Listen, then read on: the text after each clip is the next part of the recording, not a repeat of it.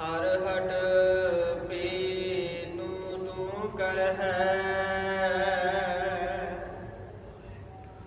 ਬੋਲਹਿ ਭਰੀ ਬਾਣ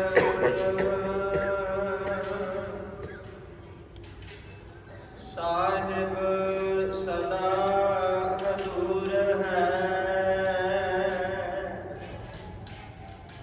ਕਿਆ ਉੱਚੀ ਕਰਹਿ ਪੁਕਾਰ ਹਰ ਹਟ ਪੀਨੂ ਤੂੰ ਕਰਹਿ ਬੋਲਹਿ ਭਰੀ ਬਾਣ ਸਾਹਿਬ ਸਦਾ ਹਜ਼ੂਰ ਹੈ ਕਿਆ ਉੱਚੀ ਕਰਹਿ ਪੁਕਾਰ ਜਿਨ ਜਗਤ ਉਪਾਏ ਹਰ ਰੰਗ ਕੀਆ ਤਿਸ ਬਿਟਾ ਕੁਰਬਾਨ ਆਪ ਛੁਟਹਿ ਤਾਂ ਸੋ ਮਿਲੈ ਸਚਾ ਇਹੋ ਵਿਚਾਰ ਹਮ ਫਿਕਾ ਬੋਲਣਾ ਬੁਝ ਨਾ ਸਕਾ ਕਾਰ ਵਨ ਤ੍ਰਿਣ ਤ੍ਰਿਭਵਨ ਤੁਝੈ ਧਿਆਏ ਨਾ ਆਨ ਦਿਨ ਸਦਾ ਵਿਹਾਨ ਬਿਨ ਸਤਿਗੁਰ ਕਿਨੈ ਨਾ ਪਾਇਆ ਕਰ ਕਰ ਥਕੇ ਵਿਚਾਰ ਨਦਰ ਕਰਹਿ ਜੇ ਆਪਣੀ ਤਾਂ ਆਪੇ ਲਹਿ ਸਵਾਰ ਨਾਨਕ ਗੁਰਮੁਖ ਜਿਣੀ ਧਿਆਇਆ ਆਏ ਸੇ ਪਰਵਾਨ ਨਦਰ ਕਰਹਿ ਜੇ ਆਪਣੀ ਤਾਂ ਆਪੇ ਲਹਿ ਸਵਾਰ ਨਾਨਕ ਗੁਰਮੁਖ ਜਿਣੀ ਧਿਆਇਆ ਆਏ ਸੇ ਪਰਵਾਨ ਵਾਹਿਗੁਰੂ ਜੀ ਕਾ ਖਾਲਸਾ ਵਾਹਿਗੁਰੂ ਜੀ ਕੀ ਫਤਿਹ। ਪਰਮ ਸੁਪਾੜ ਯੋਗ ਚਵਲ ਸ਼ਤਰ ਤਖਤ ਦੇ ਮਾਲਕ 10 ਪਾਤਸ਼ਾਹਾਂ ਦੀ ਜੋਤ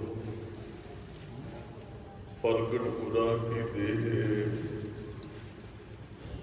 ਹਾਜ਼ਰ ਨਾਜ਼ਰ ਸਤਿਗੁਰੂ ਧੰਨ ਸਾਹਿਬ ਸ੍ਰੀ ਗੁਰੂ ਗ੍ਰੰਥ ਸਾਹਿਬ ਜੀ ਮਹਾਰਾਜ ਪਿਤਾ ਦੀ ਪਵਿੱਤਰ ਪਾਵਨ ਹਜ਼ੂਰੀ ਅੰਦਰ ਔਰ ਸਰਬੰਸ ਦਾਤੇ ਸ਼ਹੀਦ ਪਿਤਾ ਦੇ ਪੁੱਤਰ ਸ਼ਹੀਦ ਪੁੱਤਰਾਂ ਦੇ ਪਿਤਾ ਦਸ਼ਮੇਸ਼ ਪਿਤਾ ਧੰਨ ਗੁਰੂ ਗੋਬਿੰਦ ਸਿੰਘ ਸਾਹਿਬ ਮਹਾਰਾਜ ਜਿਨ੍ਹਾਂ ਦੇ ਚਰਨ ਛੂਹ ਪ੍ਰਾਪਤ ਅਸਥਾਨ ਗੁਰਦੁਆਰਾ ਗੁਰੂਸਰ ਸ੍ਰੀ ਜਾਮਨੀ ਸਾਹਿਬ ਜੀ ਵਿਖੇ ਅੰਮ੍ਰਿਤ ਵੇਲੇ ਦੇ ਦੀਵਾਨਾ ਮਸਿਆ ਦੇ ਪਾਵਨ ਦਿਹਾੜੇ ਤੇ ਹਾਜ਼ਰੀ ਭਰ ਰਹੇ ਗੁਰੂ ਕੀ ਸਾਜੀ ਔਰ ਨਿਵਾਜੀ ਹੋਈ ਸਾਧ ਸੰਗਤ ਆਪ ਜੀ ਬਹੁਤ ਹੀ ਵੱਡੇ ਭਾਗਾਂ ਵਾਲੇ ਹੋ ਜਿਨ੍ਹਾਂ ਨੇ ਗੁਰੂ ਘਰ ਪਹੁੰਚ ਕੇ ਇਸ ਤੋਂ ਪਹਿਲਾਂ ਹਜ਼ੂਰੀ ਰਾਗੀ ਜਥੇ ਪਾਸੋਂ ਸੰਪੂਰਨ ਸ੍ਰੀ ਆਸਾ ਜੀ ਕੀ ਵਾਰ ਦੇ ਕੀਰਤਨ ਬਹੁਤ ਹੀ ਪਿਆਰ ਸਤਿਕਾਰ ਤੇ ਭਾਵਨਾ ਸਹਿਤ ਸਰਵਣ ਕੀਤੇ ਹਨ। ਗੁਰਮੁਖੋ ਬਹੁਤ ਸੰਗਤਾਂ ਪੁੱਛਦੀ ਹੈ ਵੀ ਮੱਸਿਆ ਦਾ ਦਿਹਾੜਾ ਕਿਉਂ ਲੱਗਦਾ ਹੈ। ਗੁਰਮੁਖੋ ਗੁਰੂ ਦਾ ਹੁਕਮ ਹੈ ਮੱਸਿਆ ਦੇ ਦਿਨ ਸਿੱਖ ਇਕੱਤਰ ਹੋਣ, ਸੰਗਤਾਂ ਇਕੱਤਰ ਹੋਣ। ਵਿਸਾਖੀ ਦਾ ਜਿਹੜਾ ਜੋੜ ਮੇਲਾ ਹੈ ਉਹ ਗੁਰੂ ਅਮਰਦਾਸ ਮਹਾਰਾਜ ਜੀਆਂ ਨੇ ਗੋਇੰਦਵਾਲ ਸਾਹਿਬ ਦੀ ਪਾਵਨ ਧਰਤੀ ਤੋਂ ਆਰੰਭ ਕੀਤਾ। ਭਾਈ ਬਾਲੂ ਜੀ ਨੇ ਇੱਕ ਦਿਨ ਬੇਨਤੀ ਕੀਤੀ, ਸਤਿਗੁਰੂ ਸੰਗਤਾਂ ਆਉਂਦੀਆਂ ਤੇ ਹਰ ਗੁਰੂ ਘਰ, ਪਰ ਕਿਸੇ ਨਗਰ ਦੀ ਸੰਗਤ ਕਿਸੇ ਸਮੇਂ ਆ ਜਾਂਦੀ ਹੈ, ਦੇਸ਼ਾਂ ਵਿਦੇਸ਼ਾਂ ਤੋਂ ਸੰਗਤਾਂ ਆਉਂਦੀਆਂ, ਸਾਰੇ ਪੰਜਾਬ ਦੇ ਅੰਦਰੋਂ ਇੱਧਰੋਂ ਸੰਗਤਾਂ, ਪਰ ਆਪਸ ਵਿੱਚ ਮੇਲ ਨਹੀਂ ਹੁੰਦਾ। ਆਪ ਜੀ ਬਖਸ਼ਿਸ਼ ਕਰੋ ਉਹਦੀ ਸੰਗਤਾਂ ਵੀ ਇੱਕ ਦੂਸਰੇ ਨੂੰ ਮਿਲ ਲੈਣ, ਉਹ ਆਪ ਜੀ ਦੇ ਵੀ ਖੁੱਲੇ ਦਰਸ਼ਨ ਦਿਦਾਰੇ ਉਸ ਦਿਨ ਸਾਰੀਆਂ ਸੰਗਤਾਂ ਨੂੰ ਹੋਣ। ਫਿਰ ਮਹਾਰਾਜ ਨੇ ਬਖਸ਼ਿਸ਼ ਕੀਤੀ, ਭਾਈ ਵਿਸਾਖੀ ਦੇ ਜੋੜ ਮੇਲੇ ਤੇ ਇਕੱਤਰ ਹੋਏ। ਵੱਡੀ ਗਿਣਤੀ 'ਚ ਸੰਗਤਾਂ ਫਿਰ ਪਾਵਨ ਧਰਤੀ ਤੇ ਗੋਇੰਦਵਾਲ ਸਾਹਿਬ ਦੀ ਧਰਤੀ ਤੇ ਹਾਜ਼ਰੀਆਂ ਭਰਨ ਲੱਗੀਆਂ। ਇਸੇ ਤਰ੍ਹਾਂ ਹੀ ਸ੍ਰੀ ਤਰਨਤਾਰਨ ਸਾਹਿਬ ਜੀਆਂ ਦੇ ਪਾਵਨ ਸਥਾਨ ਤੇ ਸੰਗਤਾਂ ਨੇ ਬੇਨਤੀ ਕੀਤੀ, ਗੁਰੂ ਅਰਜਨ ਸਾਹਿਬ ਮਹਾਰਾਜ ਜੀ ਦੇ ਚਰਨਾਂ 'ਚ ਮਹਾਰਾਜ ਸੰਗਤਾਂ ਆਪ ਜੀ ਦੇ ਦਰਸ਼ਨ ਕਰਨ ਆਉਂਦੀਆਂ, ਪਰ ਕਿਸੇ ਨਗਰ ਦੀ ਸੰਗਤ ਕਿਸੇ ਹੋਰ ਸਮੇਂ, ਕਿਸੇ ਨਗਰ ਦੀ ਹੋਰ ਸਮੇਂ, ਕਈ ਵਾਰੀ ਮਹਾਰਾਜ ਜਿੱਥੇ ਸੰਗਤ ਆਉਂਦੀ ਉੱਥੇ ਆਪ ਜੀ ਦੇ ਦਰਸ਼ਨ ਵੀ ਸੰਗਤ ਨੂੰ ਪ੍ਰਾਪਤ ਨਹੀਂ ਹੁੰਦੇ। ਤੇ ਮਹਾਰਾਜ ਕਿਰਪਾ ਕਰੋ ਵੀ ਸੰਗਤਾਂ ਇਕੱਤਰ ਹੋਣ। ਤੇ ਮਹਾਰਾਜ ਨੇ ਮੱਸਿਆ ਦੇ ਦਿਹਾੜੇ ਤੇ ਤਰਨਤਾਰਨ ਸਾਹਿਬ ਦੀ ਪਾਵਨ ਧਰਤੀ ਤੇ ਸੰਗਤਾਂ ਨੂੰ ਇਕੱਤਰ ਹੋਣ ਵਾਸਤੇ ਜੋ ਬਖਸ਼ਿਸ਼ ਕੀਤੀ, ਹੁਕਮ ਲਾਇਆ। ਸਭ ਤੋਂ ਜ਼ਿਆਦਾ ਜਿਹੜੀ ਵੱਡੀ ਗਿਣਤੀ 'ਚ ਸੰਗਤਾਂ ਨੇ ਉਹ ਤਰਨਤਾਰਨ ਸਾਹਿਬ ਦੇ ਪਾਵਨ ਸਥਾਨਾਂ ਤੇ ਮੱਸਿਆ ਦੇ ਦਿਹਾੜੇ ਤੇ ਹਾਜ਼ਰੀਆਂ ਭਰਦੀਆਂ। ਹਾਂ, ਫਿਰ ਜਿੱਥੇ ਵੀ ਇਤਿਹਾਸਕ ਸਥਾਨ ਨੇ ਉੱਥੇ ਫਿਰ ਮੱਸਿਆ ਦਾ ਇਹ ਜਿਹੜਾ ਦਿਹਾੜਾ ਮਨਾਇਆ ਜਾਣ ਲੱਗਾ। ਪੁਰਾਤਨ ਸਮੇਂ ਜਿਹੜੇ ਸਿੱਖ ਜੇ ਕੋਈ ਗੁਰਮਤਾ ਕੋਈ ਕਰਨਾ ਹੈ ਜਾਂ ਕੋਈ ਕਿਸੇ ਸਬੰਧ ਦੇ ਵਿੱਚ ਕੋਈ ਸਿੱਖਾਂ ਨੇ ਇਕੱਠੇ ਹੋਣਾ ਤੇ ਫਿਰ ਇੱਕ ਦਿਨ ਮੁਕਰਰ ਹੁੰਦਾ ਸੀ। ਔਰ ਮੱਸਿਆ ਵਾਲੇ ਦਿਨ ਬਹੁਤ ਵੱਡੀ ਗਿਣਤੀ 'ਚ ਸੰਗਤਾਂ ਗੁਰੂ ਸਾਹਿਬ ਦੇ ਚਰਨਾਂ 'ਚ ਹਾਜ਼ਰੀਆਂ ਭਰਦੀਆਂ ਸਨ। ਉਹ ਸਤਿਗੁਰਾਂ ਦੇ ਪਾਵਨ ਬਚਨ ਔਰ ਹੁਕਮ ਨੂੰ ਮੰਨਦੀਆਂ ਸੰਗਤਾਂ ਅੱਜ ਵੀ ਮੱਸਿਆ ਦੇ ਦਿਹਾੜੇ ਤੇ ਗੁਰੂ ਚਰਨਾਂ 'ਚ ਹਾਜ਼ਰੀਆਂ ਭਰਦੀਆਂ। ਵੱਡੀ ਗਿਣਤੀ 'ਚ ਅੱਜ ਸੰਗਤ ਨੇ ਸਾਰਾ ਦਿਨ ਗੁਰੂ ਪਾਤਸ਼ਾਹ ਦੇ ਚਰਨਾਂ 'ਚ ਹਾਜ਼ਰੀਆਂ ਭਰਨੀਆਂ। ਦੀਵਾਨ ਸਜਣੇ ਹੈ ਜਿੱਥੇ ਸੰਗਤਾਂ ਦੇ ਅੰਦਰ ਭਾਵਨਾ ਹੁੰਦੀ ਕਿ ਅਸੀਂ ਸਰੀਰ ਦਾ ਇਸ਼ਨਾਨ ਕਰਵਾਉਣਾ।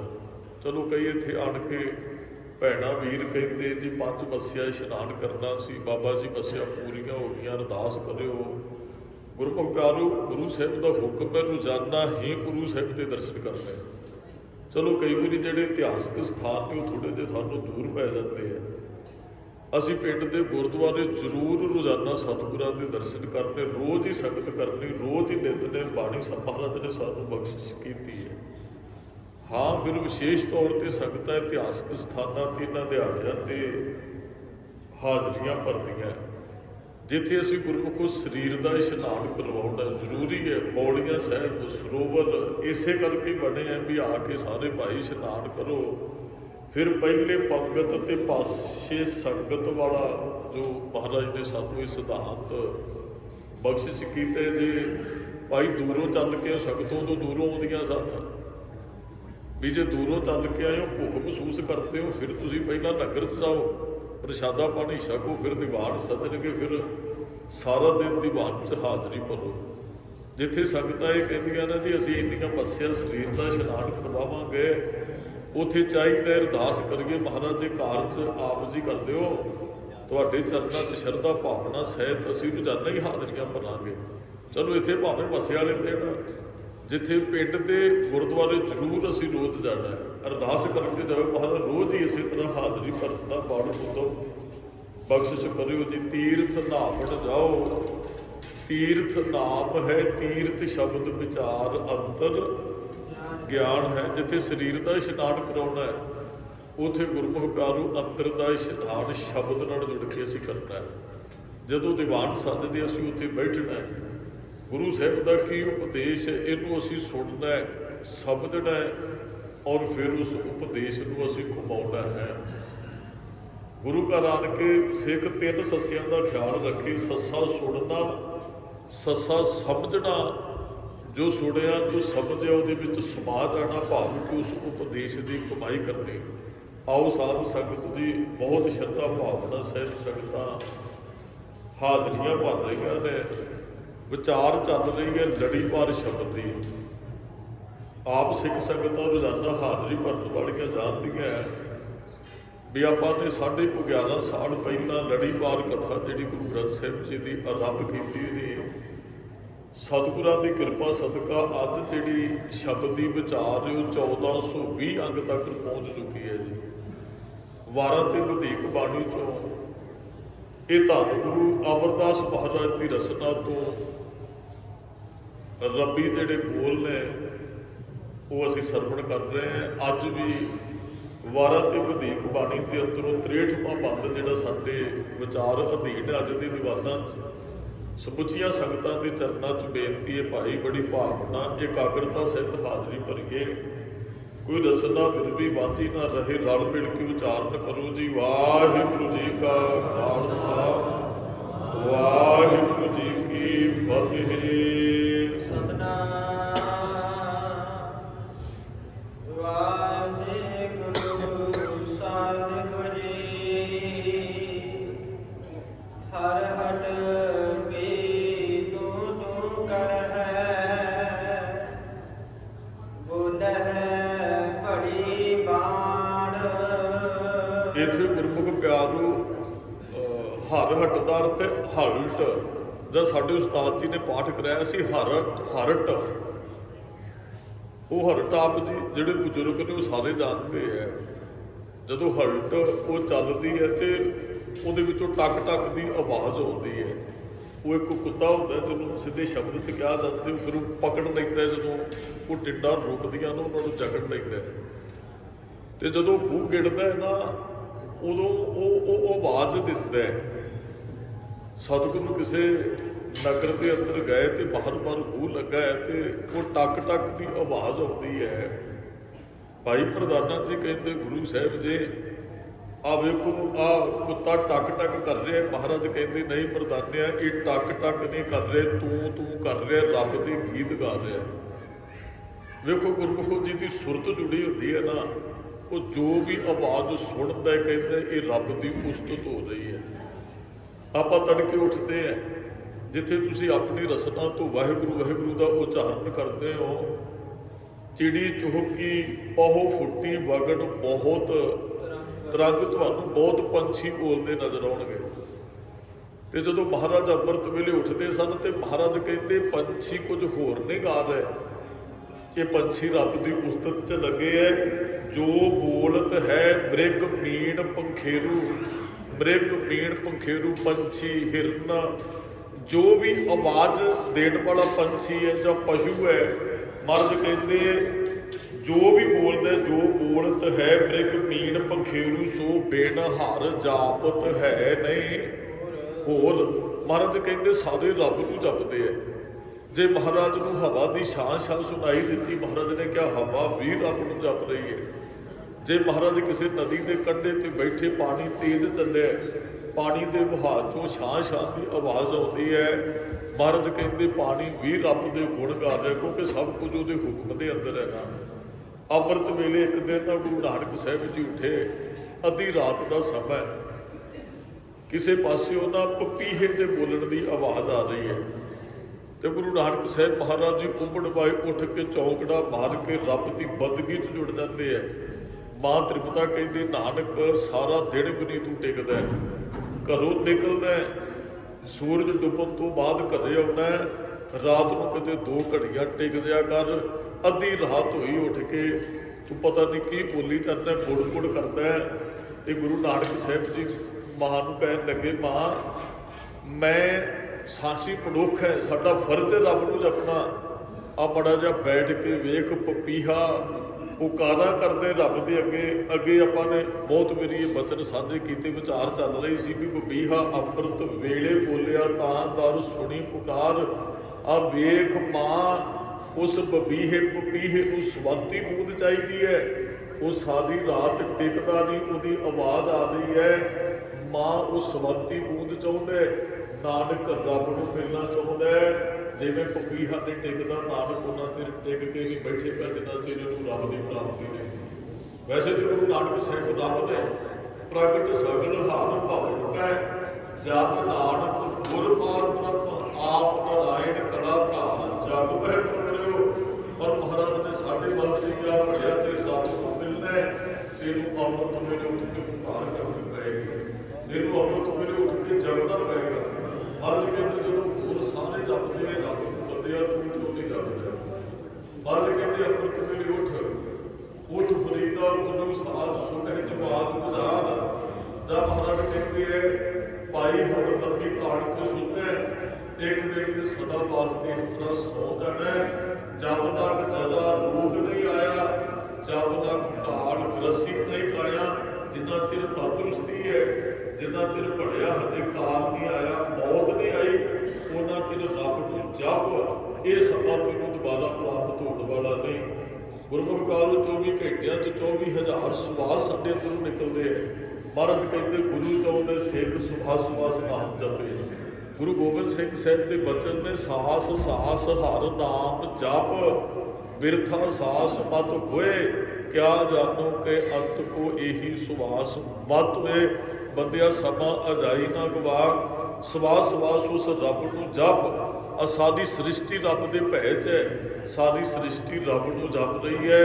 ਇੱਕ ਤੂੰ ਹੀ ਅਵੇਸ ਨੇ ਕਰ ਬੰਦੇ ਤੂੰ ਬੰਦਗੀ, ਜਿਚਰ ਘਟ ਪੈ ਸਾਹ। ਮਹਾਰਾਜ ਫਿਰ ਸਾਨੂੰ ਚੇਤਾ ਕਰਾਉਂਦੇ, 1,84 ਭ੍ਰਮਤਿਆਂ ਦੁਰਲਭ ਜਨਮ ਪਾਇਓ ਏ, ਨਾਨਕ ਨਾਮ ਸੰਭਾਲ ਤੂੰ 100 ਦਿਨ ਨੇੜਾ ਆਇਓ ਏ। ਮਹਾਰਾਜ ਸਾਨੂੰ ਚੇਤਾ ਕਰਾਉਂਦੇ, ਹਰਿ ਗੁਣ ਗਾਓ ਬਣਾ ਸਤਿਗੁਰ ਸੇਵ ਪਿਆਰ। ਮਹਾਰਾਜ ਕਹਿੰਦੇ ਹਰ ਜਸ ਰੇ ਬਣਾ ਗਾਏ ਲੈ, ਜੋ ਸੰਗੀ ਹੈ ਤੇਰੋ ਅਵਸਰ ਬੀਤਿਓ ਜਾਤ ਹੈ, ਕਹਿਓ ਮਾਨ ਲੈ ਮੇਰੋ। ਲੰਬੇ ਗੋੜ ਪਸਾਰ ਸੌਂਪ ਤੋਂ ਪਹਿਲਾਂ ਰੱਬ ਦੀ ਬੰਦਗੀ ਕਰ। ਮਹਾਰਾਜ ਕਹਿੰਦੇ ਵੇਖੋ ਹਲਟ ਵੀ ਤੂੰ ਕਰ ਰਹੀ ਹੈ, ਬੋਲੇ ਭਲੀ ਬਾਣ, ਕਿੱਡਾ ਭੜਾ ਬੋਲ ਬੋਲਦੀ ਹੈ। ਗੁਰਮੁਖੋ ਸਾਡੀ ਰਸਨਾ ਤੋਂ ਵਾਹਿਗੁਰੂ ਨਿਕਲਿਆ ਭੜਾ ਬੋਲ ਹੈ, ਸਾਡੀ ਰਸਨਾ ਤੋਂ ਕਿਸੇ ਦੇ ਭੜੇ ਵਾਸਤੇ ਨਿਕਲਿਆ ਸ਼ਬਦ ਜਿਹੜਾ ਉਹ ਭੜਾ ਬੋਲ ਹੈ। ਮਹਾਰਾਜ ਕਹਿੰਦੇ ਜੇ ਬੋਲਣਾ ਹੈ ਤੇ ਸਾਨੂੰ ਸੱਚ ਬੋਲਣਾ ਚਾਹੀਦਾ, ਜੇ ਬੋਲਣਾ ਹੈ ਤੇ ਸਾਨੂੰ ਕਹਿਣਾ ਚਾਹੀਦਾ ਨਾਨਕ ਨਾਮ ਚੜ੍ਹਦੀ ਕਲਾ ਤੇਰੇ ਭਾਣੇ ਸਰਬੱਤ ਦਾ ਭਲਾ। ਜੇ ਬੋਲਣਾ ਹੈ ਕਿਸੇ ਦਾ ਵਿਗੜਿਆ ਕਾਰਜ ਸਬਰਦੇ, ਜੇ ਬੋਲਣਾ ਹੈ ਰੱਬ ਦੀ ਇਬਾਦਤ ਕਰ, ਜੇ ਬੋਲਣਾ ਹੈ ਤੇ ਤੂੰ ਵੀ ਹਲਟ ਦੇ ਵਾਂਗੂ ਤੂੰ ਕਰ, ਤੂੰ ਹੀ। ਮਹਾਰਾਜ ਦੇ ਗੁਰੂ ਗੋਬਿੰਦ ਸਿੰਘ ਸਾਹਿਬ ਦੇ ਬਚਨ ਹੈ।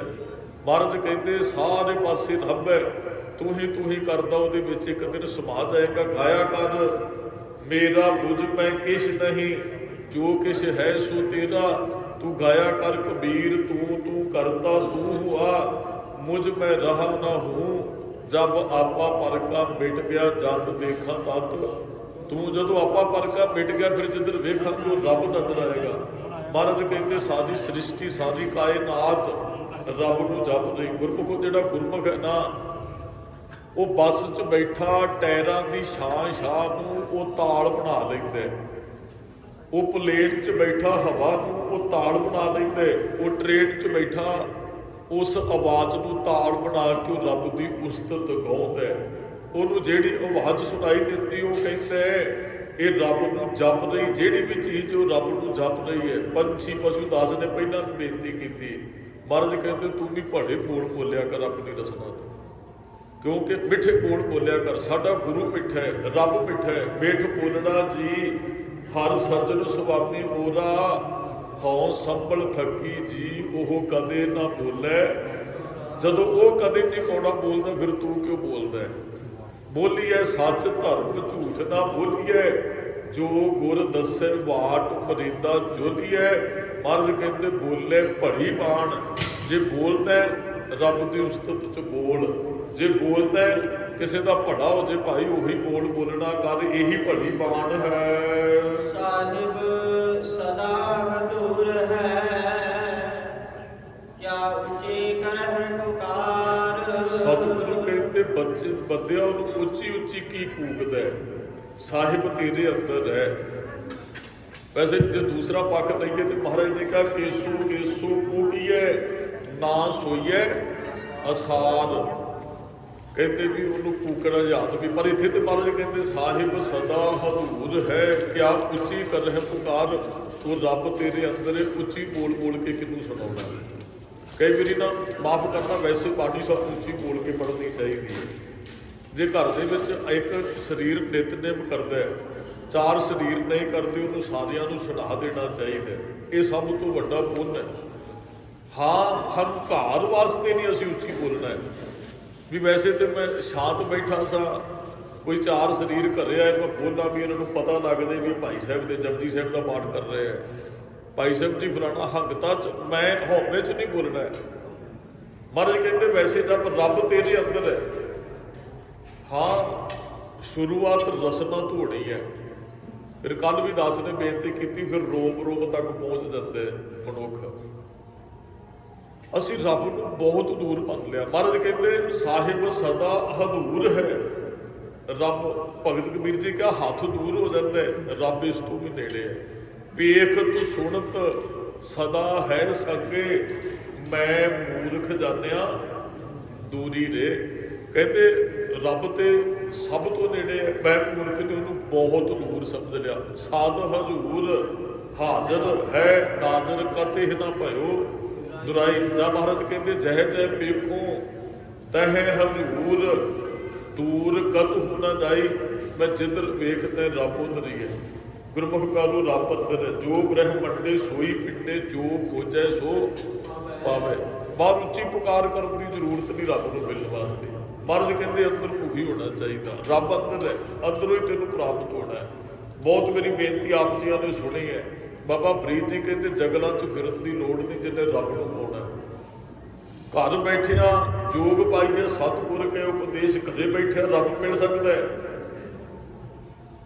ਅਸੀਂ ਰੱਬ ਦੇ ਵਿੱਚ ਹੀ, ਇੱਕ ਸਵਾਲ ਹੈ ਵੀ ਸਾਡਾ ਰੱਬ ਕਿੱਥੇ ਰਹਿੰਦਾ ਹੈ। ਗੁਰਮੁਖੋ ਜੇ ਮੱਛੀ ਪੁੱਛੇ ਨਾ ਸਾਗਰ ਕਿਸੇ ਹੈ, ਸਾਡਾ ਸਵਾਲ ਇਹੋ ਜਿਹਾ ਹੀ ਹੈ। ਮੱਛੀ ਸਾਗਰ 'ਚ ਹੀ ਹੈ, ਮੱਛੀ ਸਾਗਰ ਤੋਂ ਬਾਹਰ ਨੇ। ਹਾਂ, ਫਿਰ ਵੀ ਪੁੱਛਦੀ ਹੈ ਸਾਗਰ ਕਿਤੇ ਹੈ, ਅਸੀਂ ਰੱਬ 'ਚ ਹੀ ਰਹਿੰਦੇ ਹਾਂ, ਰੱਬ ਤੋਂ ਬਾਹਰ ਨਹੀਂ ਹੈ। ਇਹ ਸਾਰਾ ਉਹਦਾ ਹੀ ਦਾਇਰਾ ਹੈ, ਅਸੀਂ ਉਹਦੇ ਵਿੱਚ ਹੈ। ਹਾਂ, ਸਾਗਰ 'ਚ ਹੀ ਜੀਵਾਂ ਨੂੰ ਜੀਵ ਖਾ ਰਹੇ ਨੇ, ਮਾਰ ਰਹੇ ਨੇ, ਪ੍ਰੇਮ ਵੀ ਹੈ। ਇਸੇ ਤਰ੍ਹਾਂ ਸੰਸਾਰ, ਇਹ ਪਰਮਾਤਮਾ ਇਹੋ ਜਗ ਸੱਚੇ ਕੀ ਹੈ, ਕੋਠੜੀ ਸੱਚੇ ਕਾ ਵਿੱਚ। ਗੁਰੂ ਅਮਰਦਾਸ ਮਹਾਰਾਜ ਕਹਿੰਦੇ ਰੋਜ਼ ਨਿਤਨੇਮ ਦੀ ਬਾਣੀ 'ਚ, ਇਹੋ ਵਿਸ ਸੰਸਾਰ ਤੁਮ ਦੇਖਦੇ, ਇਹੋ ਹਰਿ ਕਾ ਰੂਪ ਹੈ, ਹਰ ਰੂਪ ਨਦਰੀ। ਮਹਾਰਾਜ ਕਹਿੰਦੇ ਸਭ ਤੋਂ ਨੇੜੇ ਸਾਡੇ ਰੱਬ ਹੈ, ਪਰ ਅਸੀਂ ਸਭ ਤੋਂ ਦੂਰ ਮੰਨਿਆ। ਦਾਸ ਨੇ ਅੱਗੇ ਵੀ ਕਈ ਵਾਰੀ ਬੇਨਤੀ ਕੀਤੀ ਹੋਣੀ ਹੈ ਵੀ ਉਹ ਇੱਕ ਕੋਈ ਡੇਰੇ ਦਾ ਮੁਖੀ ਹੈ, ਧਾਰਮਿਕ ਬੰਦਾ ਹੈ। ਚਲੋ ਬਹੁਤਾ ਜਦੋਂ ਡੇਰਾ ਨਾਮ ਆਉਂਦਾ ਹੈ ਨਾ ਤਾਂ ਸਾਡੀ ਸੁਰਤ ਜਿਹੜੀ ਉਹ ਪਖੰਡੀਆਂ ਵੱਲ ਚਲੀ ਜਾਂਦੀ ਹੈ ਵੀ ਉਹ ਸਾਰੇ ਲੁੱਟਣ ਵਾਲੇ ਡੇਰੇ ਖੋਲ੍ਹ ਕੇ ਫਿਰ ਬੈਠ ਜਾਂਦੇ। ਪਰ ਉਹ ਜਿਹੜਾ ਧਰਮੀ ਬੰਦਾ ਉਹਦੇ ਨਾਲ ਅੱਗੇ ਆਪਣੇ ਚੇਲੇ ਨੂੰ ਆਪਣੀ ਗੱਦੀ ਦੇਣੀ, ਉਹ ਸਰੀਰ ਤਿਆਗਣ ਤੋਂ ਪਹਿਲਾਂ ਪਰਖ ਕਰਨੀ ਚਾਹੁੰਦਾ ਹੈ। ਉਹ ਬਹੁਤ ਮੇਰੀ ਆਪ ਜੀਆਂ ਨੇ ਸੁਣਿਆ ਵੀ ਹੋਏਗਾ, ਕਿਤੇ ਉਹ ਪੜ੍ਹਿਆ ਵੀ ਹੋਏਗਾ ਵੀ ਆਪਣੇ ਚੇਲਿਆਂ ਨੂੰ ਉਹ ਕਬੂਤਰ ਦਿੰਦਾ ਹੈ, ਕਿਉਂਕਿ ਸਾਰੀ ਜ਼ਿੰਦਗੀ ਉਹਨੇ ਦ੍ਰਿੜ ਕਰਵਾਈ ਸੀ, ਬੱਚਿਓ ਪਾਪ ਨਾ ਕਰਿਓ। ਰੱਬ ਸਾਧ ਸੁਣਦਾ, ਸਾਧ ਵੇਖਦਾ, ਕਿਉਂ ਮੁਕਰ ਪਿਆ ਜਾਏ। ਦੇਖ ਵਾੜ ਅਣਕ ਪੜਦੇ ਮੈਂ, ਪਰ ਦਾਰਾ ਸਗ ਵਾਕੇ, ਚਿੱਤਰ ਗੁਪਤ ਜਬ ਲੇਖਾ ਮੰਗੇ, ਤਬ ਕੌਣ ਪੜਦਾ ਤੇਰਾ।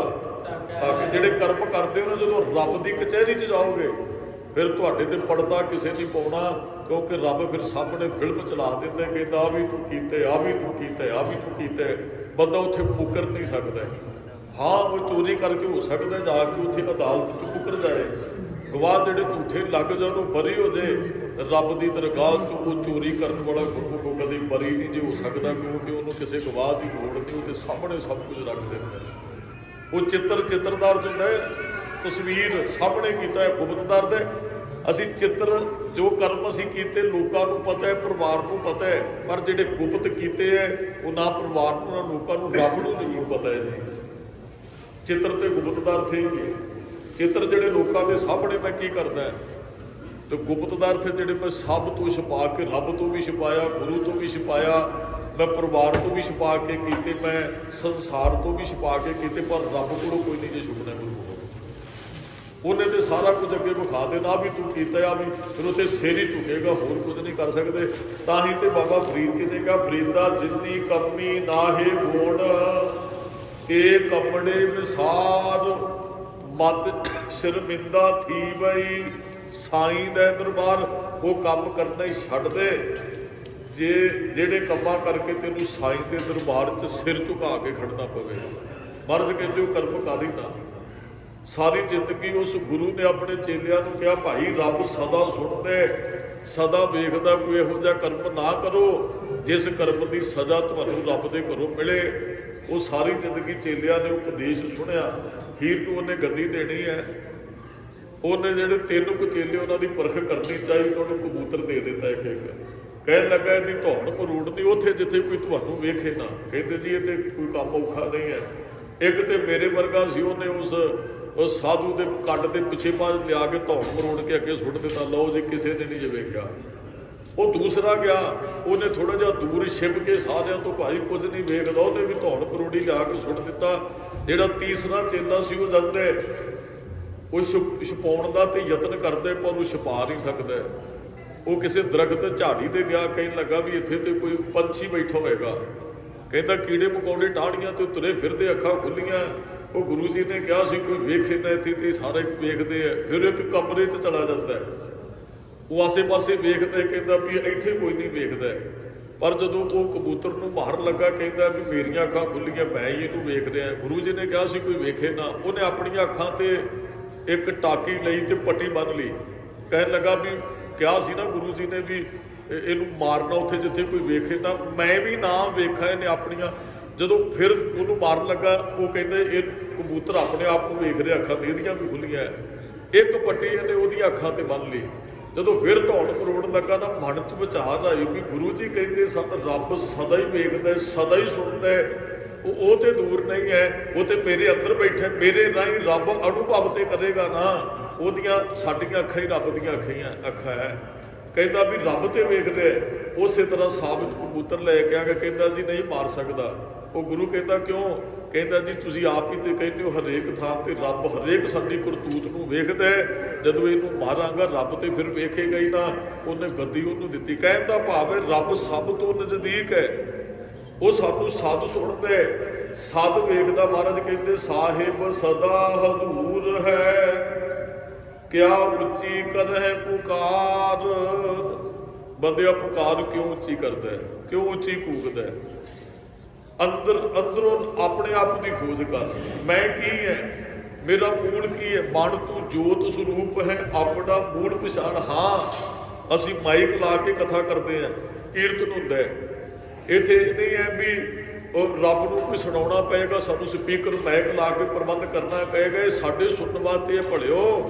ਜੇ ਰੱਬ ਨੂੰ ਮਿਲਣਾ ਹੈ ਨਾ, ਇਹ ਉੱਚੀ ਪੁਕਾਰ ਕਰਨ ਦੀ ਲੋੜ ਨਹੀਂ। ਉਹ ਮਾਈਕ ਇਸ ਕਰਕੇ ਲਾਇਆ ਜਾਂਦਾ, ਸੰਗਤ ਨੂੰ ਦੱਸਿਆ ਜਾਂਦਾ ਉੱਚੀ ਪੁਕਾਰ ਕਰਨ ਦੀ ਲੋੜ ਨਹੀਂ ਹੈ। ਬੋਲਣ ਵਾਲਾ ਕਥਾ ਕਰਨ ਵਾਲਾ ਵੀ ਕਹਿ ਰਹੇ ਉੱਚੀ ਪੁਕਾਰ ਕਰਨ ਦੀ ਲੋੜ ਨਹੀਂ ਹੈ। ਰੱਬ ਅੰਦਰ ਹੈ।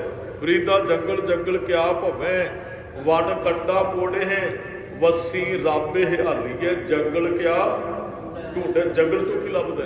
ਰੱਬ ਉੱਥੇ ਨਹੀਂ ਹੈ, ਰੱਬ ਤੇਰੇ ਅੰਦਰ ਹੈ। ਮਹਾਰਾਜ ਕਹਿੰਦੇ ਭਾਈ ਉਹਨੂੰ ਅੰਦਰੋਂ ਖੋਜ ਕਰ, ਉੱਚੀ ਪੁਕਾਰ ਕਰਨ ਦੀ ਜ਼ਰੂਰਤ ਨਹੀਂ। ਜਗ ਜਗਤ ਪਾਏ ਹਰ ਰੰਗ ਕੀਆ। ਸਤਿਗੁਰੂ ਕਹਿੰਦੇ ਜਿਹਨੇ ਜਗਤ ਨੂੰ ਪੈਦਾ ਕੀਤਾ ਤੇ ਹਰ ਰੰਗ ਕੀਆ। ਆਪੇ ਸਾਜੇ, ਆਪੇ ਰੰਗੇ, ਆਪੇ ਨਦਰ। ਕਦੇ ਇੱਕ ਪੰਕਤੀ ਸਾਰਿਆਂ ਨੂੰ ਕੰਠ ਹੈ, ਆਪੇ ਹਰ ਇੱਕ ਰੰਗ ਹੈ। ਆ ਜੋ ਅਸੀਂ ਵੇਖਦੇ ਨੇ ਰੱਬ ਦੇ ਰੰਗ ਹੀ ਹੈ। ਰੰਗ ਗੁਰੂ ਕੋ ਫਿੱਕਾ ਵੀ ਹੁੰਦਾ ਹੈ, ਰੰਗ ਗੂੜਾ ਵੀ ਹੁੰਦਾ ਹੈ। ਤੇ ਆ ਜਿਹੜਾ ਕੁਝ ਹੋ ਰਿਹਾ ਰੱਬ ਦੇ ਰੰਗ ਹੈ। ਆਪੇ ਬਹੁਤ ਰੰਗੀ ਦੁਨੀਆ ਬਣਾਈ ਉਹਨੇ। ਕਈ ਵਾਰੀ ਫਿੱਕਾ, ਕਈ ਵਾਰੀ ਬਹੁਤ ਗੂੜਾ, ਕਈ ਵਾਰੀ ਦੁੱਖ, ਕਈ ਵਾਰੀ ਸੁੱਖ, ਕਈ ਵਾਰੀ ਖੁਸ਼ੀ, ਗਮੀ, ਹਾਸਾ, ਰੋਣਾ। ਇਹ ਰੱਬ ਦੇ ਰੰਗ ਨੇ। ਉਹਦੇ ਰੰਗਾਂ 'ਚ ਸਾਨੂੰ ਰਾਜ਼ੀ ਰਹਿਣਾ ਚਾਹੀਦਾ। ਆਪੇ ਹਰ ਇੱਕ ਰੰਗ ਹੈ, ਆਪੇ ਬਹੁ ਰੰਗੀ। ਜੋ ਤਿਸ ਭਾਵੈ ਨਾਨਕਾ ਸਾਈ ਗੱਲ। ਜਿਹੜੀ ਤੈਨੂੰ ਗੱਲ ਪਾਉਂਦੀ, ਗੁਰੂ ਨਾਨਕ ਸਾਹਿਬ ਕਹਿੰਦੇ ਰੱਬ ਜੀ ਉਹ ਸਾਡੇ ਵਾਸਤੇ ਚੰਗੀ ਗੱਲ ਹੈ। ਗੁਰਮੁਖ ਪਿਆਰੋ, ਇਹਨੂੰ ਗਾਉਣਾ, ਇਹਦੇ ਚ ਸਮਾ ਜਾਣਾ ਬੜੀ ਔਖੀ ਗੱਲ ਹੈ। ਚਲੋ ਜੇ ਆਪਾਂ ਇਹ ਭਗਤੀਆਂ ਗਾਈਏ, ਸ਼ਾਇਦ ਇਹ ਭਗਤੀਆਂ ਸਾਡੀ ਸੁਰਤ ਚ ਵਸ ਜਾਣ ਜੀ। ਆਪੇ ਹਰ ਇੱਕ ਰੰਗ ਹੈ, ਆਪੇ ਹਰ ਇੱਕ ਰੰਗ ਹੈ, ਆਪੇ ਹਰ ਇੱਕ ਰੰਗ ਹੈ, ਆਪੇ ਹਰ ਇੱਕ ਰੰਗ ਹੈ। ਆਪੇ ਬਹੁ ਰੰਗੀ, ਆਪੇ ਬਹੁ ਰੰਗੀ, ਆਪੇ ਬਹੁ ਰੰਗੀ, ਆਪੇ ਬਹੁ ਰੰਗੀ। ਜੋ ਤਿਸ ਭਾਵੈ ਨਾਨਕਾ, ਜੋ ਤਿਸ ਭਾਵੈ ਨਾਨਕਾ, ਜੋ ਤਿਸ ਭਾਵੈ ਨਾਨਕਾ, ਜੋ ਤਿਸ ਭਾਵੈ ਨਾਨਕਾ। ਸਾਈ ਗੱਲ ਚੰਗੀ, ਸਾਈ ਗੱਲ ਚੰਗੀ, ਸਾਈ ਗੱਲ ਚੰਗੀ, ਸਾਈ ਗੱਲ ਚੰਗੀ। ਵਾਹਿਗੁਰੂ ਜੋ ਤੈਨੂੰ ਭਾਉਂਦਾ ਹੈ, ਉਹ ਗੱਲ ਮੇਰੇ ਵਾਸਤੇ ਚੰਗੀ ਹੈ। ਰੱਬ ਨੂੰ ਕਦੇ ਗੁਰਮੁਖੂ ਨਾਮਾ ਨਹੀਂ ਦੇਣਾ ਚਾਹੀਦਾ। ਖੁਸ਼ੀ ਵੇਲੇ ਅਸੀਂ ਸ਼ੁਕਰਾਨਾ ਕੋਈ ਨਹੀਂ ਕਰਦੇ ਰੱਬ ਦਾ। ਜੇ ਕੋਈ ਉਹੋ ਜਿਹਾ ਸਮਾਂ ਅੱਜ ਕੋ ਲੱਭੇ ਬਹੁਤ ਦਿੰਦੇ ਆ, ਖੁਸ਼ੀ ਵੀ ਤੇ ਉਹਨੇ ਹੀ ਦਿੱਤੀ ਸੀ, ਉਦੋਂ ਸ਼ੁਕਰਾਨਾ ਕਿਉਂ ਨਹੀਂ? ਅੱਜ ਲੱਭਾ ਕਿਉਂ? ਮਹਾਰਾਜ ਕਹਿੰਦੇ ਸਾਨੂੰ ਉਹਦੀ ਰਜ਼ਾ ਚ ਰਾਜ਼ੀ ਰਹਿਣਾ ਚਾਹੀਦਾ। 10 ਗੁਰੂ ਸਾਹਿਬਾਨਾਂ ਦਾ ਜੀਵਨ ਪੜ੍ਹਿਓ। ਮਹਾਰਾਜ ਹਮੇਸ਼ਾ ਹੀ ਰੱਬ ਦੇ ਅੱਗੇ ਆਪਣਾ ਸੀਸ ਝੁਕਾਉਂਦੇ ਰਹੇ। ਉਹ ਕਹਿੰਦੇ ਜੋ ਪ੍ਰਮਾਤਮਾ ਕਰ ਰਿਹਾ ਸਾਡੇ ਭਲੇ ਵਾਸਤੇ ਹੋ ਰਿਹਾ। ਉਹ ਕਦੇ ਕਿਸੇ ਦਾ, ਅਸੀਂ ਆਪਣੇ ਬੱਚਿਆਂ ਦਾ ਬੁਰਾ ਕਰਾਂਗੇ? ਕਦੇ ਕਦੇ ਵੀ ਨਹੀਂ ਕਰਾਂਗੇ। ਹਾਂ, ਬੱਚਿਆਂ ਨੂੰ ਡਾਂਟਣਾ ਪੈਂਦਾ, ਕਈ ਵਾਰੀ ਮਾਰਨਾ ਪੈਂਦਾ। ਉਹ ਬੱਚਿਆਂ ਨੂੰ ਕਈ ਵਾਰੀ ਐਂ ਲੱਗਦਾ ਵੀ ਮੇਰੀ ਮਾਂ ਮੇਰੇ ਨਾਲ ਪਿਆਰ ਨਹੀਂ ਕਰਦੀ, ਕਿੰਨਾ ਅੱਜ ਕੁੱਟਿਆ। ਨਿੱਕਾ ਜਿਹਾ ਬੱਚਾ ਨਾ ਗੁੱਸੇ ਹੋ ਜਾਂਦਾ, ਬੋਲਦਾ ਨਹੀਂ ਮਾਂ ਨਾਲ। ਕਾਰਨ ਇਹ ਹੈ ਵੀ ਇਹਨੇ ਮੈਨੂੰ ਕੁੱਟਿਆ। ਅਸਲ ਦੇ ਵਿੱਚ ਉਹਨੇ ਕੁੱਟਿਆ ਹੀ ਇਹਦੇ ਭਲੇ ਵਾਸਤੇ ਸੀ। ਇਹਨੂੰ ਦੁੱਖ ਦਾਰੂ ਸੁੱਖ, ਅਸੀਂ ਕਹਿੰਦੇ ਦੁੱਖ ਕਿਉਂ ਆ ਗਿਆ? ਅਸਲ ਦੇ ਵਿੱਚ ਉਹ ਦੁੱਖ ਹੀ ਸਾਡੇ ਭਲੇ ਵਾਸਤੇ ਲਿਆਂਦਾ ਸੀ ਉਹਨੇ। ਇਸ ਗੱਲ ਨੂੰ ਸਮਝਣਾ ਬਹੁਤ ਔਖਾ ਹੈ। ਦੁੱਖ ਦਾਰੂ ਬਣਦੇ। ਕਈ ਵਾਰੀ ਐਸਾ ਹੁੰਦਾ ਨਾ ਗੁਰਮੁਖੋ ਵੀ ਚਲੋ ਆਪਾਂ ਬੱਚੇ ਦੀ ਗੱਲ ਕਰ ਰਹੇ, ਬੱਚੇ ਨੂੰ ਮਾਂ ਨੇ ਡਾਂਟਿਆ ਵੀ ਇਹ ਚੰਗਾ ਬਣ ਜੇ, ਤੇ ਰੱਬ ਕਈ ਵਾਰੀ ਸਾਨੂੰ ਉਹ ਕਈ ਵਾਰੀ ਇਹੋ ਜਿਹਾ ਦੁੱਖ ਕਹਿੰਦੇ ਵੀ ਇਹ ਜੁੜ ਜੇ ਕਿਤੇ ਮੇਰੇ ਨਾਲ, ਇਹ ਜੁੜ ਜੇ। ਹਾਂ, ਸਾਨੂੰ ਜੁੜਨਾ ਚਾਹੀਦਾ। ਉਸ ਸਮੇਂ ਵੀ ਸ਼ੁਕਰਾਨਾ ਤੇ ਖੁਸ਼ੀ ਸਮੇਂ ਵੀ ਉਹਦਾ ਸ਼ੁਕਰਾਨਾ ਕਰਨਾ ਚਾਹੀਦਾ। ਇਹ ਰੱਬ ਵਾਹਿਗੁਰੂ ਦੇ ਹਨ ਜੀ। ਇਸ ਵਿਟਾਂ ਕੁਰਬਾਨ, ਉਸ ਵਾਹਿਗੁਰੂ ਨੂੰ ਸਦਾ ਕੁਰਬਾਨ ਜਾਣਾ ਚਾਹੀਦਾ ਹੈ। ਆਪ ਛੋੜੈ ਤਾਂ ਸੋ ਮਿਲੈ। ਮਹਾਰਾਜ ਕਹਿੰਦੇ ਆਪਣੀ ਹਕਤਾ ਨੂੰ ਕੋਈ ਛੱਡੇਗਾ ਤੇ ਸੌ ਮਿਲਣਾ। ਆਪ ਗਵਾਈਏ ਤਾਂ ਸੌ ਅਬਦ ਕੈਸੀ। ਹੋਰ ਚਤੁਰਾਈਆਂ ਨਹੀਂ ਰੱਬ ਨਾਲ ਖੇਡਣੀਆਂ ਚਾਹੀਦੀਆਂ। ਆਪ ਸਵਾਰੇ ਮੈਂ ਮਿਲੇ, ਮੈਂ ਮਿਲਿਆ ਸੁਖ ਹੋਏ। ਕਹਿੰਦੇ ਆਪਣੇ ਆਪ ਨੂੰ ਸਵਾਰਨਾ ਇਹ ਵੀ ਹੰਗਤਾ, ਉਹ ਸਵੈ ਹੰਗਤਾ ਨੂੰ ਅੰਦਰੋਂ ਦੂਰ ਕਰ। ਤੂੰ ਇਹ ਗੁਣ ਧਾਰਨ ਕਰ। ਨਿਮਣ ਸੋ ਅੱਖਰ ਖਬਣ ਗੁਣ ਜੇਬਾ ਬਣੀਆਂ ਮੰਤ। ਇਹ ਤ੍ਰੈ ਭੈਣੇ ਵੇਸ ਕਰ ਤਾਂ ਬਸ ਆਵੀ ਕੰਤ। ਤੇਰੇ 'ਚ ਗੁਣ ਹੋਣੇ ਚਾਹੀਦੇ। ਆਪ ਛੋਡੇ ਤਾਂ ਸੌ ਮਿਲੇ। ਜਿੰਨਾ ਚਿਰ ਆਪਣੀ ਹਉਮੈ ਨੂੰ ਬੰਦਾ ਨਹੀਂ ਛੱਡਦਾ, ਰੱਬ ਕੋਈ ਨਹੀਂ ਜੇ ਮਿਲਦਾ। ਜਿੱਦਣ ਆਪਣੀ ਹਕਤਾ ਨੂੰ ਦੂਰ ਕਰ ਦਿੰਦੇ, ਬਹੁਤ ਵਧੀਆ ਆਪਾਂ ਨੂੰ ਹੁਕਮਨਾਮੇ ਦੇ ਰੂਪ 'ਚ ਭਗਤ ਜੀ ਨੇ ਬਚਨ ਕਹੇ, ਜਬ ਹਮ ਹੋਤੇ ਤਬ ਤੂੰ। ਗੁਰਮੁਖੋ ਦੁਨਿਆਵੀ ਉਦਾਹਰਨ ਲੈ ਲਓ। ਜਿਸ ਪਤਨੀ ਦੇ ਅੰਦਰ ਆਪਣੇ ਮਾਂ ਪਿਓ ਦੇ ਦਿੱਤੇ ਦਾ ਹੰਕਾਰ, ਉਹ ਪਤੀ ਦੀ ਖੁਸ਼ੀ ਨਹੀਂ ਜੇ ਲੈ ਸਕਦੇ।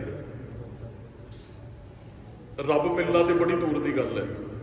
ਕਈ ਵਾਰੀ ਐਸਾ ਹੁੰਦਾ ਮਾਂ ਪਿਓ ਬੱਚੀ ਦੇ ਪਿਆਰ ਕਰਕੇ ਬਹੁਤ ਕੁਝ ਦੇ ਦਿੰਦਾ ਆਪਣੀ ਧੀ ਨੂੰ, ਤੇ ਧੀ ਉਸ ਦਿੱਤੇ ਦਾ ਕਰ ਲੈਂਦੀ ਹੰਕਾਰ, ਤੇ ਫਿਰ ਗੁਰਮੁਖ ਪਾਰੋ ਉਹ ਜਿੱਥੇ ਜਾਂਦੀ ਉੱਥੇ ਸੁੱਖ ਨਹੀਂ ਮਿਲਦਾ, ਕਿਉਂਕਿ ਅੰਦਰ ਹਉਮੈ ਆ ਗਈ ਨਾ, ਮੇਰੇ ਬਾਪੂ ਨੇ ਦਿੱਤਾ ਹੈ ਇਹ ਮੇਰੇ। ਉਹ ਕਈ ਤੁਸੀਂ ਵੇਖਿਓ ਲੜਕੀਆਂ ਕਹਿੰਦੀਆਂ ਜਿਸ ਬਰਤਨਾਂ 'ਚ ਖਾ ਰਿਹਾ ਨੇ ਵੀ ਮੇਰੇ ਮਾਂ ਪਿਓ ਦੇ ਦਿੱਤੇ ਹੈ, ਜਿਸ ਬੈੱਡ ਤੇ ਸੌ ਰਿਹਾ ਵੀ ਮੇਰੇ ਮਾਂ ਪਿਓ ਦਾ, ਜਿਸ ਗੱਡੀ ਤੇ ਜਾਂਦਾ ਮੇਰੇ। ਜੇ ਇਸਤਰੀ ਇਹ ਕੁਝ ਆਪਣੇ ਪਤੀ ਨੂੰ ਕਹਿੰਦੀ ਰਹੇ ਕਿ ਦੱਸੋ ਖੁਸ਼ੀ ਕਿਵੇਂ ਪਤੀ ਦੀ ਪ੍ਰਾਪਤ ਕਰੇਗੀ? ਮਹਾਰਾਜ ਕਹਿੰਦੇ ਹੰਗਤਾ ਨੂੰ ਛੱਡ। ਤਾਂ ਸਹੁ ਮਿਲੇ, ਪਤੀ ਪ੍ਰਮਾਤਮਾ ਤਾਂ ਮਿਲੇਗਾ। ਸੱਚਾ ਇਹੋ ਵਿਚਾਰ, ਸੱਚੀ ਵਿਚਾਰ ਤੇ ਇਹ ਹੀ ਹੈ ਵੀ ਮੈਂ ਮੇਰੀ ਦਾ ਤਿਆਗ ਕਰਕੇ ਤੇ ਆਪ ਛੋਡੇ, ਤਾਂ ਜੇ ਆਪਣੀ ਹਕਤਾ ਨੂੰ ਛੱਡ ਦਈਏ ਤਾਂ ਮੈਂ ਮੇਰੀ ਦਾ ਤਿਆਗ ਕਰੀਏ ਤਾਂ ਸਹੁ ਮਿਲੇ, ਤਾਂ ਰੱਬ ਮਿਲੇਗਾ। ਚੰਗੇ ਗੁਣ ਹਰੇਕ ਇਨਸਾਨ 'ਚ ਹੋਣੇ ਚਾਹੀਦੇ ਹਨ।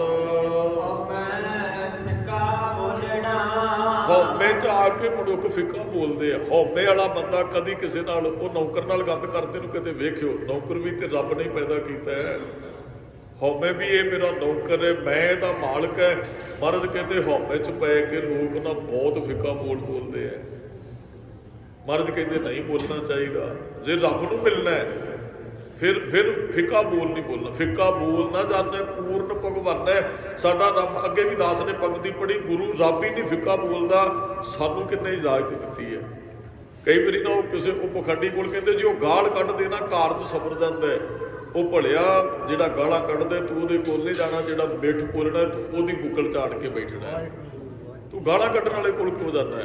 ਕਹਿੰਦੇ ਜੀ ਉਹ ਗਾਲ ਕੱਢਦੇ ਤੇ ਕੰਮ ਰਾਸ ਹੋ ਜਾਂਦਾ। ਜਿਹੜਾ ਗਾਲਾਂ ਕੱਢਦਾ ਉਹਦੇ ਅੰਦਰ ਸੱਚ ਕੋਈ ਨਹੀਂ ਜੀ ਹੋ ਸਕਦਾ, ਉਹ ਜੁੜਿਆ ਹੀ ਨਹੀਂ ਹੋ ਸਕਦਾ, ਉਹ ਤੇ ਨਿਰਾ ਪਖੰਡ ਹੈ। ਮਹਾਰਾਜ ਕਹਿੰਦੇ ਹਉਮੈ 'ਚ ਲੋਕ ਫਿੱਕਾ ਬੋਲਦੇ ਹਨ ਜੇ ਫਿਰ ਉਹ ਰੱਬ ਦੇ ਹੁਕਮ ਨੂੰ ਸਮਝ ਨਹੀਂ ਸਕਦੇ। ਬੁੱਝਣਾ ਸਮਝਣਾ ਹੁੰਦਾ ਹੈ। ਕਾਰ ਉਹਦੀ ਇਹ ਸਾਰੀ ਉਹਦੀ ਕਾਰ ਹੈ ਜੀ, ਤੂੰ ਸਦਾ ਸਲਾਮਤ ਨਿਰੰਕਾਰ। ਉਹ ਨਿਰੰਗ ਉਹ ਰੱਬ ਹੈ, ਉਹਦੀ ਇਹ ਕਾਰ ਸਾਰੀ ਸ੍ਰਿਸ਼ਟੀ ਉਹਦੀ ਪੈਦਾ ਕੀਤੀ ਹੋਈ ਹੈ। ਮਹਾਰਾਜ ਕਹਿੰਦੇ ਭਾਈ ਰੱਬ ਦੀ ਰਜ਼ਾ ਨੂੰ ਸਮਝ ਨਹੀਂ ਸਕਦੇ ਜਿਹੜੇ ਹਉਮੈ 'ਚ ਫਿੱਕੇ ਬੋਲਦੇ ਹਨ।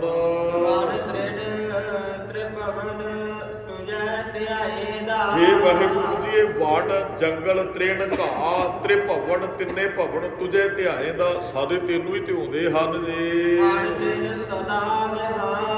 ਉਹਨਾਂ ਦਾ ਦਿਨ ਰਾਤ ਇਸ ਤਰ੍ਹਾਂ ਹੀ ਲੱਗਦਾ। ਜਿਹੜੇ ਜਪਦੇ ਨੇ ਉਹ ਦਿਨ ਰਾਤ ਜਪਦਿਆਂ ਹੀ ਬਤੀਤ ਕਰਦੇ ਆ, ਤੇ ਜਿਹੜੇ ਨਹੀਂ ਜਪਦੇ ਉਹਨਾਂ ਕੋਲ ਨਾ ਤੇ ਗੁਰਪੁਰਬ ਦੇ ਟਾਈਮ ਹੈ ਗੁਰਦੁਆਰੇ ਮੱਥਾ ਟੇਕਣ ਦਾ, ਨਾ ਸ਼ਹੀਦੀ ਦਿਹਾੜਿਆਂ ਤੇ, ਨਾ ਕਿਤੇ ਸਕਰਾਤ ਤੇ, ਨਾ ਮੱਸਿਆ ਤੇ, ਨਾ ਹੋਰ ਕਿਸੇ ਦਿਹਾੜੇ ਤੇ। ਉਹ ਤੇ ਮਾਇਆ ਕਤਰ ਕਰਨ ਤੇ ਲੱਗੇ ਹੈ। ਜਿਹੜੇ ਜਪਣ ਲੱਗ ਪੈਂਦੇ ਭਾਈ ਉਹਨਾਂ ਦਾ ਦਿਨ ਰਾਤ ਇਸੇ ਤਰ੍ਹਾਂ ਹੀ ਬਤੀਤ ਹੁੰਦਾ ਹੈ। ਗੁਣ ਗਾਵਤ ਰੈਣ ਬਿਹਾਨੀ, ਉਹਨਾਂ ਦੀ ਰਾਤ ਵੀ ਦਿਨ ਵੀ ਉਹ ਗੁਣ ਗਾਉਂਦਿਆਂ ਹੀ ਬਤੀਤ ਹੁੰਦਾ ਹੈ ਜੀ। ਸਤਿਗੁਰੂ ਕਹਿੰਦੇ ਗੁਰੂ ਤੋਂ ਬਗੈਰ ਕਿਹਨੇ ਨਾ ਪਾਇਆ, ਰੱਬ ਕਿਸੇ ਨੂੰ ਪ੍ਰਾਪਤ ਨਹੀਂ ਜੋ ਹੋਇਆ। ਗੁਰੂ ਤੋਂ ਇੱਕ ਓੰਕਾਰ ਦੀ ਪ੍ਰਾਪਤੀ ਗੁਰ ਪ੍ਰਸਾਦ ਤੋਂ ਬਗੈਰ ਨਹੀਂ ਗੁਰਮੁਖ ਹੋ ਸਕਦੀ। ਕਦ ਸਿੱਖ ਨੂੰ ਤੇ ਬਿਲਕੁਲ ਹੀ ਨਹੀਂ ਨਾ। ਸਿੱਖ ਆ ਕੇ ਵੀ ਗੁਰਦੁਆਰੇ ਮੈਂ ਜਾਂਦਾ ਨਹੀਂ ਤੇ ਰੱਬ ਨੂੰ ਮਿਲਦਾ, ਕਦੇ ਵੀ ਨਹੀਂ ਐਸਾ ਹੋਏਗਾ। ਰੱਬ ਨੂੰ ਮਿਲਣ ਦੀ ਜੁਗਤ ਗੁਰੂ ਸਾਹਿਬ ਤੋਂ ਮਿਲਦੀ ਹੈ। ਉਸ ਜੁਗਤ ਨੂੰ ਅਪਣਾ ਕੇ ਸਿੱਖ ਫਿਰ ਮੁਕਤ ਵੀ ਹੁੰਦਾ ਹੈ ਤੇ ਰੱਬ ਦੀ ਪ੍ਰਾਪਤੀ ਵੀ ਕਰਦਾ। ਨਾਨਕ ਸਤਿਗੁਰ ਭੇਟਿਆ ਪੂਰੀ ਹੋਵੇ ਜੁਗਤ, ਹਸੰਦਿਆਂ ਖਿਲੰਦਿਆਂ ਪਹਿਨੰਦਿਆਂ ਖਵੰਦਿਆਂ ਵਿੱਚੇ ਹੋਵੇ ਮੁਕਤ। ਇਹ ਜੁਗਤ ਗੁਰੂ ਤੋਂ ਮਿਲੇ। ਜਿਹੜਾ ਗੁਰੂ ਕੋਲ ਆਇਆ ਨਹੀਂ ਉਹ ਰੱਬ ਨੂੰ ਮਿਲੇਗਾ ਕਿਵੇਂ? ਸਿੱਖ ਅਸਲ ਦੇ ਅੰਦਰ ਨਾ ਉਹ ਇੱਕ ਫਕੀਰ ਆਇਆ ਸੀ ਨਾ ਛੇਵੇਂ ਪਾਤਸ਼ਾਹ ਕੋਲ, ਉਹ ਕਹਿੰਦਾ ਜੀ ਜਾਨੀ ਕੋ ਜਾਨੀ ਮਿਲਾ ਦੋ, ਤੇ ਮਹਾਰਾਜ ਨੇ ਇਹਨੂੰ ਦਰਸ਼ਨ ਹੀ ਨਹੀਂ ਦਿੱਤੇ। ਜਦੋਂ ਦਰਸ਼ਨ ਦਿੱਤੇ ਨਾ ਉਹ ਘੋੜੇ ਨੇ ਇਹਨੂੰ ਲੱਤ ਮਾਰੀ ਤੇ ਬੜੀ ਦੂਰ ਜਾ ਕੇ ਡਿੱਗ ਪਿਆ। ਤੇ ਉਹ ਮਹਾਰਾਜ ਦੇ ਭੱਜ ਕੇ ਚਰਨ ਪਕੜ ਕੇ ਕਹਿੰਦੇ ਮਹਾਰਾਜ ਰੱਬ ਨੂੰ ਮਿਲਣਾ ਹੈ, ਜਾਨੀ ਕੋ ਜਾਨੀ ਮਿਲਾ ਦੋ। ਨਾਲ ਨਦੀ ਸੀ, ਮਹਾਰਾਜ ਕਹਿੰਦੇ ਜਾ ਨਦੀ 'ਚ ਛਾਲ ਮਾਰ ਜੇ ਜਾਨੀ ਨੂੰ ਮਿਲਣਾ ਹੈ। ਉਹ ਦੌੜ ਕੇ ਗਿਆ, ਨਦੀ 'ਚ ਛਾਲ ਮਾਰੀ, ਮਹਾਰਾਜ ਨੇ ਕਢਾਇਆ ਤੇ ਮਹਾਰਾਜ ਨੇ ਘੁੱਟ ਕੇ ਜਦੋਂ ਉਹਨੂੰ ਗਲ ਲਾਇਆ ਨਾ ਵੀ ਰੱਬ ਨੂੰ ਮਿਲਣ ਵਾਸਤੇ ਮਰਨ ਲਈ ਵੀ ਤਿਆਰ ਹੈ। ਜਦੋਂ ਮਹਾਰਾਜ ਨੇ ਗਲ ਲਾਇਆ ਨਾ ਤੇ ਮਹਾਰਾਜ ਕਹਿੰਦੇ ਹੁਣ ਜਾਨੀ ਨੂੰ ਮਿਲਣਾ ਹੈ, ਤੇ ਅੱਖਾਂ ਭਰ ਕੇ ਕਹਿੰਦੇ ਨਹੀਂ ਜਾਨੀ ਮਿਲ ਗਿਆ ਮੇਰੇ ਵਾਸਤੇ। ਤੇ ਇਹ ਤੁਸੀਂ ਛੇਵੇਂ ਪਾਤਸ਼ਾਹੀ ਅੱਲ੍ਹਾ, ਛੇਵੇਂ ਪਾਤਸ਼ਾਹੀ ਰੱਬ ਹੈ, ਮੈਂ ਹੋਰ ਕਿਸੇ ਰੱਬ ਦੀ ਉਹਨੂੰ ਇੱਛਾ ਨਹੀਂ ਰੱਖਦਾ ਹੈ। ਭਾਵ ਕਿ ਗੁਰੂ ਸਾਹਿਬ ਰੱਬ ਰੂਪ ਨੇ। ਸਿੱਖ ਜੇ ਗੁਰੂ ਦੀ ਖੁਸ਼ੀ ਪ੍ਰਾਪਤ ਕਰ ਲੈਂਦੇ ਉਹਨੂੰ ਕਿਸੇ ਹੋਰ ਰੱਬ ਦੀ ਇੱਛਾ ਨਹੀਂ ਰੱਖਣੀ ਚਾਹੀਦੀ। ਗੁਰ ਪਰਮੇਸ਼ਰ ਏਕੋ ਜਾਣ, ਗੁਰੂ ਤੇ ਰੱਬ ਇੱਕ ਹੈ। ਜਿਹਨੂੰ ਗੁਰੂ ਸਾਹਿਬ ਨੇ ਕਲਾਵੇ 'ਚ ਲੈ ਲਿਆ ਹੋਰ ਕਿਸੇ ਰੱਬ ਦੀ ਇੱਛਾ ਵੀ ਨਾ ਰੱਖੇ। ਗੁਰੂ ਨਾਨਕ ਸਾਹਿਬ ਵੀ ਸਾਡੇ ਵਾਸਤੇ ਰੱਬ ਹਨ ਜੀ। ਕਹਿੰਦੇ ਗੁਰੂ ਤੋਂ ਬਗੈਰ ਕਿਸੇ ਨੂੰ ਪ੍ਰਮਾਤਮਾ ਨਹੀਂ ਮਿਲਿਆ। ਉਹ ਭਾਵੇਂ ਵਿਚਾਰਾ ਕਰ ਕਰਕੇ ਥੱਕ ਚੁੱਕੇ ਹਨ। ਆਪਣੀ ਹਾਂ ਗੁਰੂ ਸਾਹਿਬ ਜੀ ਤੇ ਵਾਹਿਗੁਰੂ ਜੇ ਕਿਤੇ ਆਪਣੀ ਮਿਹਰ ਭਰੀ ਨਜ਼ਰ ਕਰ ਦੇਣ, ਆਪੇ ਲਹਿ ਸਵਾਰ ਉਹ ਆਪੇ ਫਿਰ ਆਪਣੇ ਸਿੱਖ ਨੂੰ ਸਵਾਰ ਲੈਂਦੇ ਐ।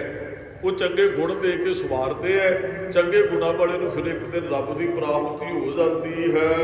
ਨਾਨਕ ਗੁਰਮੁਖ ਜਿਣੀ ਧਿਆਇਆ, ਨਾਨਕ ਜਿਨ੍ਹਾਂ ਗੁਰਮੁਖਾਂ ਨੇ ਰੱਬ ਨੂੰ ਧਿਆ ਲਿਆ ਜੀ, ਆਏ ਸੇ ਪਰਵਾਨ ਉਹ ਆਏ ਸੰਸਾਰ ਤੇ ਪ੍ਰਵਾਨ ਨੇ। ਜਨਮ ਮਰਨ ਦੋਹੂ ਮੈਂ ਨਾਹੀ, ਜਨਮ ਮਰਨ ਦੋਹੂ ਮੈਂ ਨਾਹੀ, ਜਨਮ ਮਰਨ ਦਹੁ ਮੈਂ ਨਾਹੀ, ਜਨਮ ਮਰਨ ਦਹੁ ਮੈਂ ਨਾਹੀ। ਜਨ ਪਰ ਉਪਕਾਰੀ ਆਏ, ਜਨ ਪਰ ਉਪਕਾਰੀ ਆਏ, ਜਨ ਪਰ ਉਪਕਾਰੀ ਆਏ, ਜਨ ਪਰ ਉਪਕਾਰੀ ਆਏ। ਜੀ ਦਾਨ ਦੇ ਭਗਤੀ ਲਾਇਣ, ਜੀ ਦਾਨ ਦੇ ਭਗਤੀ ਲਾਇਣ, ਜੀ ਦਾਨ ਦੇ ਭਗਤੀ ਲਾਇਨ, ਜੀ ਦਾਨ ਦੇ ਭਗਤੀ ਲਾਇਨ। ਹਰ ਸਿਉ ਲੈਣ ਮਿਲਾਏ, ਹਰ ਸਿਉ ਲੈਣ ਮਿਲਾਏ, ਹਰਿ ਸਿਉ ਲੈਣ ਮਿਲਾਏ, ਹਰਿ ਸਿਉ ਲੈਣ ਮਿਲਾਏ। ਗੁਰਮੁਖੋ ਜਿਹੜੇ ਜਪਦੇ ਨੇ ਵਾਹਿਗੁਰੂ ਨੂੰ ਉਹ ਆਪ ਨਹੀਂ ਤਰਦੇ। ਮਹਾਰਾਜ ਕਹਿੰਦੇ ਉਹ ਤੇ ਪ੍ਰਵਾਨ ਹੋ ਹੀ ਜਾਂਦੇ ਐ। ਹੋਰ ਵੀ ਕਈਆਂ ਨੂੰ ਹਰ ਸਿਉ ਲੈਣ ਮਿਲਾਏ, ਹੋਰ ਵੀ ਜਿਹਨੇ ਨਾਮ ਧਿਆਇਆ ਗਏ ਮਿਸਕਤ ਘਾਲ, ਨਾਨਕ ਤੇ ਮੁਖ ਉਜਲੇ ਕੀਤੀ ਛੁੱਟੀ। ਹੋਰ ਵੀ ਕਈਆਂ ਨੂੰ ਰੱਬ ਦੇ ਘਰ ਪ੍ਰਵਾਨ ਕਰਵਾ ਦਿੰਦੇ। ਇੰਨੀਆਂ ਕੁ ਬੇਨਤੀਆਂ ਪ੍ਰਵਾਨ ਕਰਦੀਆਂ ਜੀ। ਭੁੱਲਾਂ ਚੁੱਕਾਂ ਦੀ